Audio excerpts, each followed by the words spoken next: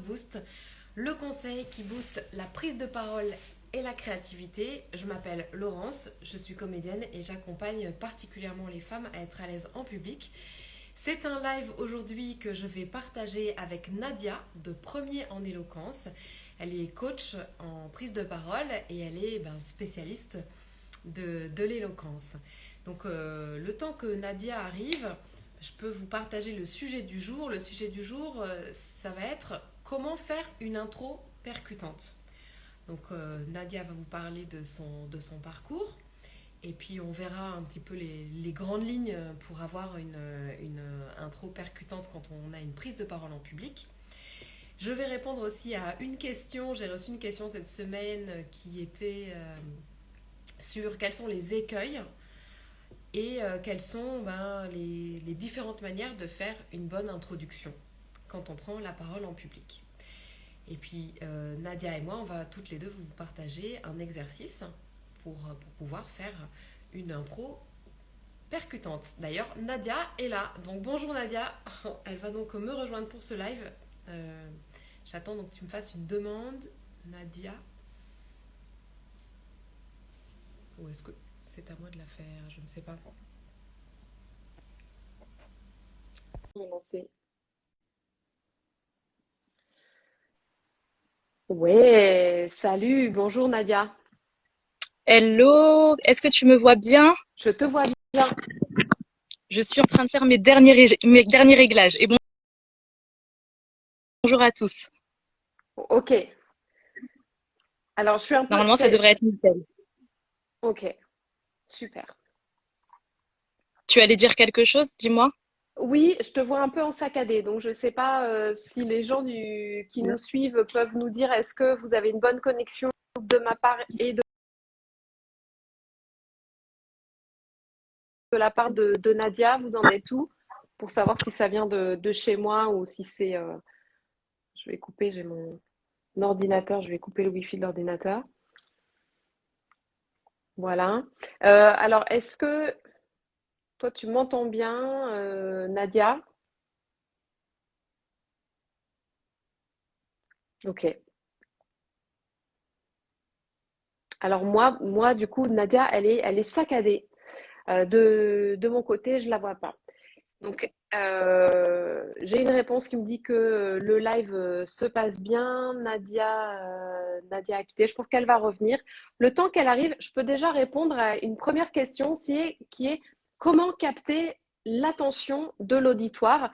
Et j'ai réfléchi à 6 conseils que je peux vous partager. Mais Nadia est revenue. Je suis de Nadia, retour. voilà, tu es de retour, super.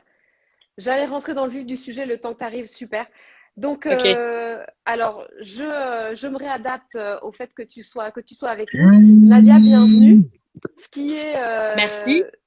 ce qui est génial, c'est qu'on s'est rendu compte qu'aujourd'hui, on a failli être au même endroit parce qu'on avait toutes les deux un coaching exactement dans le même quartier. Et à cause de la grève, c'est la grève des transports aujourd'hui, en fait, finalement, on n'a pas pu se rencontrer en vrai, mais sinon, les seules fois où on s'est parlé, c'était à travers Instagram. Et donc, on aurait C'est ça. pu se voir vraiment aujourd'hui, c'était le hasard de l'agenda et ça n'a pas pu se faire, mais on était toutes proches.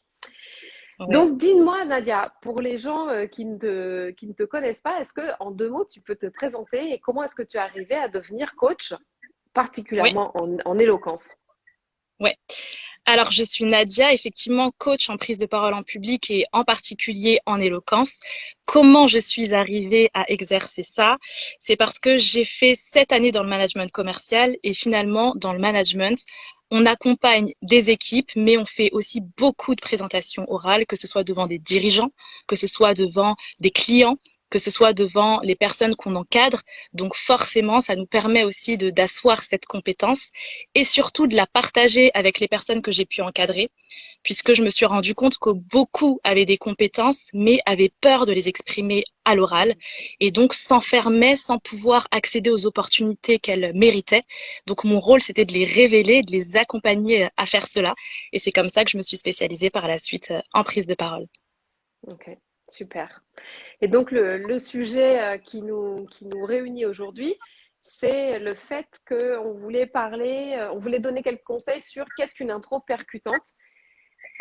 Est-ce que toi, tu as déjà des choses à dire sur le sujet? Oui, de manière générale, peut-être avant de rentrer dans le sujet, je pense que c'est un très bon choix que tu as fait que de parler de l'intro, parce que quelque part, ça va être l'une des choses les plus importantes dans un discours, parce que c'est tout simplement le début. Donc c'est comme si on écoutait une musique, j'ai envie de dire, les 10 premières secondes, si la musique, elle nous parle pas, on va passer à la musique suivante. Au contraire, si la musique nous parle, on va avoir envie de l'écouter jusqu'au bout. C'est exactement la même chose avec une introduction. C'est le début d'un discours, c'est le démarrage. Et c'est comment donner envie à son public de rester là attentif à ce qu'on va dire. Donc très bon choix. Très bien. En tout cas, moi, j'avais quelques conseils de manière générale à donner par rapport à comment capter l'attention de l'auditoire. Donc, j'ai pris des notes tout à l'heure en venant dans le métro. Je me disais que déjà, c'était important de rentrer tout de suite dans le vif du sujet, que les 60 premières secondes, c'est pas la peine de tourner autour du pot et que déjà de dire pourquoi est-ce qu'on est là et qu'est-ce que les gens vont retenir à la fin. C'est-à-dire, C'est ça. on est là pour se réunir aujourd'hui, mais à la fin de mon discours, qu'est-ce que vous aurez retenu? Et ça, donc, c'est quelque chose qu'on peut déjà lancer comme piste dès l'introduction. Yes.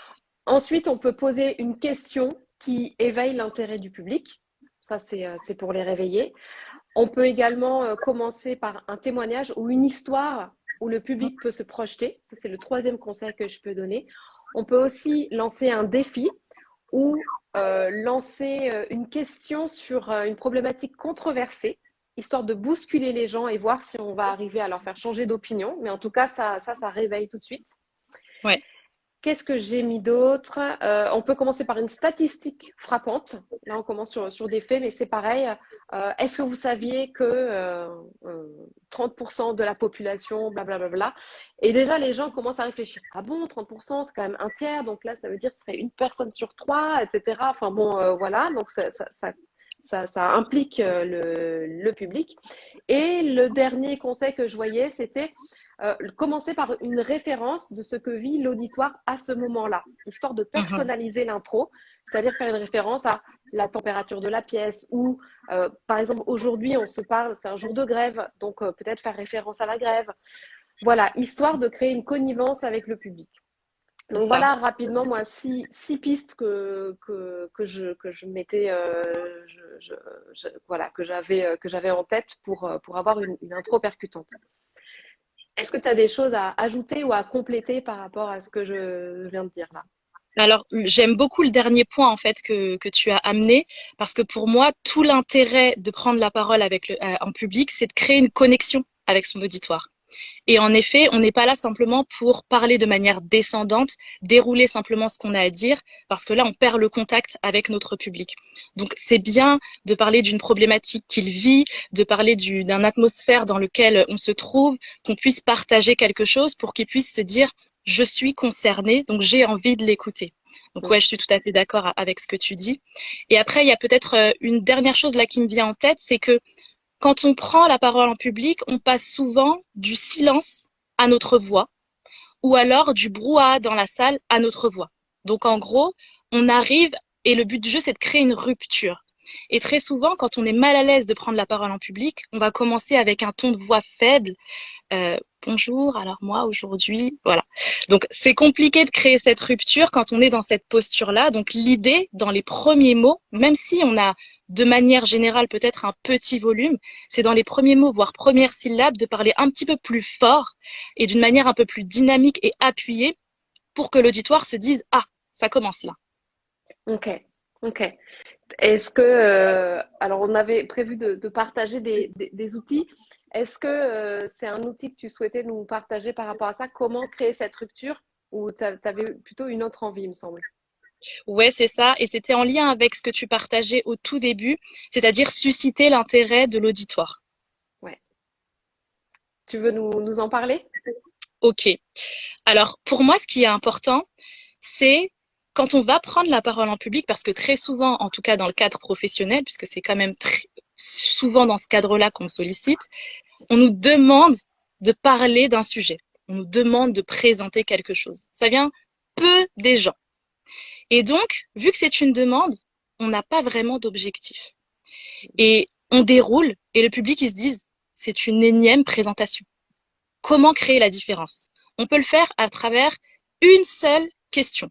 La question qu'on peut se poser, c'est comment montrer à notre public qu'il a intérêt à nous écouter. Comment je vais faire en sorte qu'il puisse comprendre qu'il faut qu'il m'écoute jusqu'au bout? Est-ce que je vais soulever une problématique à laquelle il est confronté? Est-ce que je vais soulever une question que lui-même se pose? Est-ce que je vais lui partager une expérience qui va peut-être l'inspirer de manière à ce qu'il puisse prendre une décision par la suite? Il faut le verbaliser et le dire dès le début de son discours. Je peux donner peut-être un exemple pour que ce soit concret. Oui. Je peux dire, par exemple, il y a 75% de la population mondiale qui serait en difficulté lorsqu'ils prennent la parole en public. Ça veut dire que donc dans les 7 personnes-là qui nous regardent, 3/4 auraient cette difficulté lorsqu'ils s'adressent devant un public. Eh bien moi, c'est justement pour faire en sorte que vous n'ayez plus cette boule au ventre quand vous prenez la parole, que je vais vous partager les 5 clés suivantes. Et là, je suis allée droit au but. Je vous ai dit pourquoi il faut que vous m'écoutiez. Parce que ça va vous concerner. Je parle de vous et vous allez y trouver un intérêt. Et ça, en effet, il faut le dire dès les premières minutes parce que c'est comme, je sais pas, on scrolle très souvent sur le téléphone, on tombe sur une vidéo. En 15 secondes, on sait voir si je dois écouter ou passer à la vidéo suivante. C'est la même chose. Ouais. Ouais. Et d'ailleurs, on peut interroger le public là qui nous suit. Là, actuellement, il y a 6 personnes qui nous suivent. Là-dedans, est-ce que vous faites partie des 75% qui sont à l'aise en public et qui sont mal à l'aise, pardon, en public ou pas? Donc, qui se sent plutôt à l'aise, vous faites comme ça, et puis un autre emoji si vous vous sentez moins à l'aise. Vous en êtes où, vous, sur la prise de parole en public? Yes, c'est intéressant de savoir. Alors, évidemment, quand on est mal à l'aise, ça prend un peu plus de temps d'oser mettre un emoji. Mais peut-être que là, 100% des personnes se sentent mal à l'aise en public. Et c'est peut-être pour ça qu'ils nous regardent d'ailleurs. Moi, j'ai toujours les mains qui tremblent. Ah, ok. Yes. Okay. Donc effectivement, ça c'est eh bien Jimmy, je te propose de regarder le dernier live que j'avais fait donc avec Mathilde de ML Potentiel où on parlait de la gestion du stress et je pense que tu vas trouver des choses là-dedans qui peuvent t'aider parce qu'on a répondu à cette problématique qui était moi j'ai les mains moites et j'ai la jambe qui tremble, etc. Donc on a un live qui pourra t'intéresser sur ce sujet. Ouais. En tout cas, Jimmy, rassure-toi, tu fais partie des 75%, tout est normal.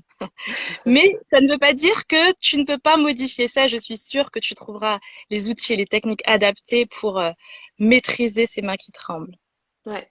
Merci en tout cas d'avoir partagé ton ressenti, ton expérience.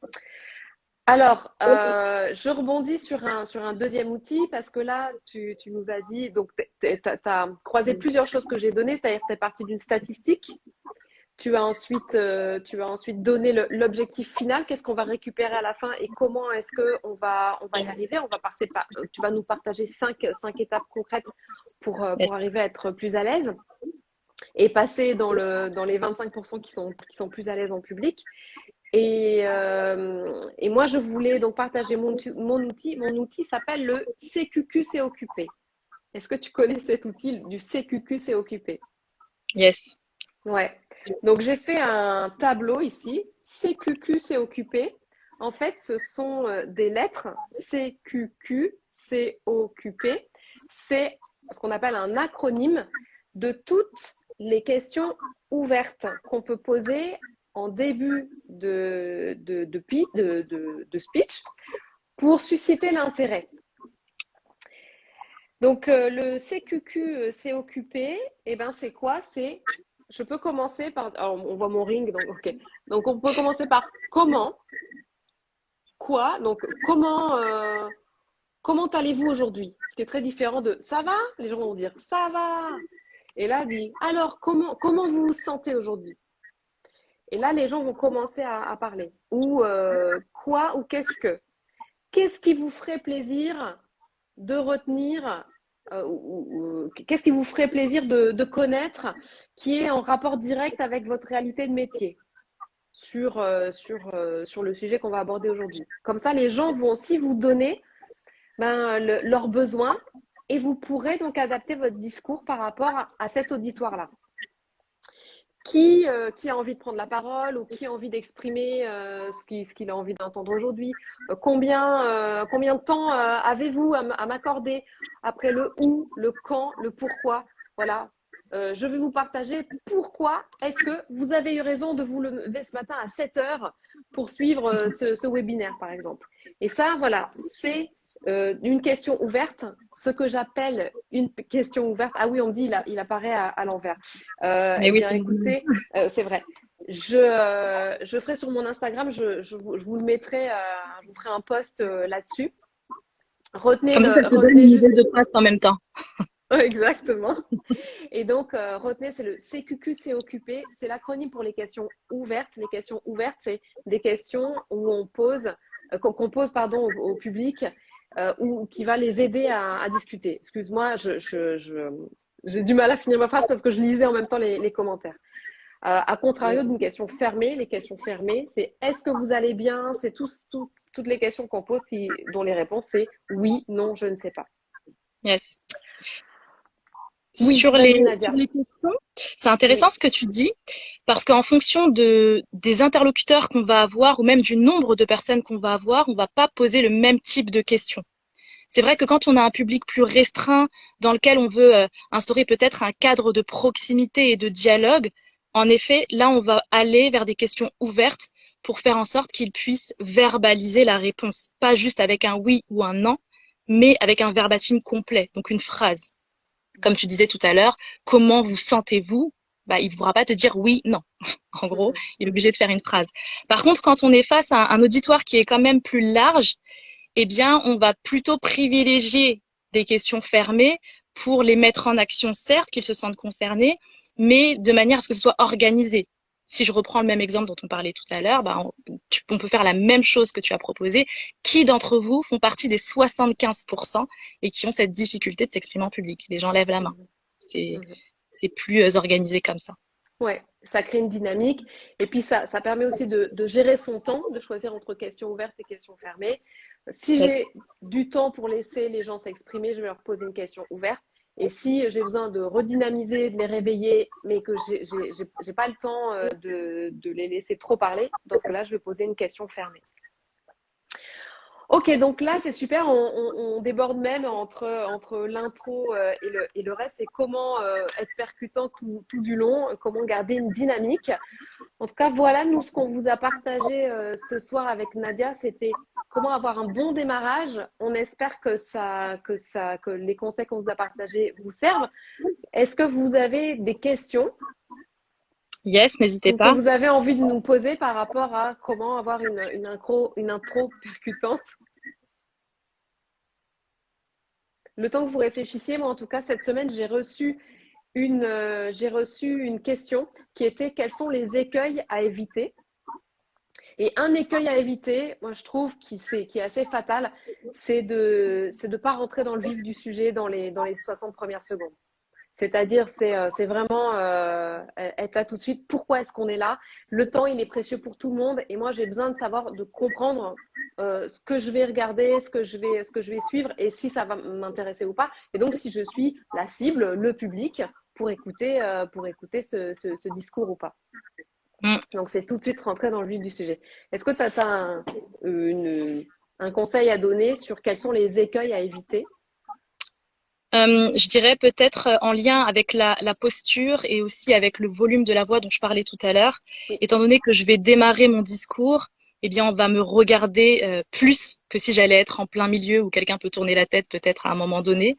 Et forcément, ma posture va révéler quelque part l'état d'esprit dans lequel je me trouve pour aborder le sujet. Donc, c'est pour ça qu'on préconise bien sûr d'avoir une posture droite, de se montrer un petit peu en confiance avec les épaules en arrière, comme tu le fais très bien, la tête et le torse relevés. Et alors que si j'étais un petit peu comme ça et que je vous disais bonjour, alors aujourd'hui je vais vous Mm. parler de, ça donne moins d'impact et on a quand même moins envie d'écouter ça. C'est vrai, c'est vrai. Ok, très bien. Bon, je vois que là, on n'a pas de questions. En tout cas, n'hésitez pas à nous en poser même après cette vidéo. On arrive donc à la fin de ce live. Nadia, est-ce que tu aurais un dernier mot à nous partager?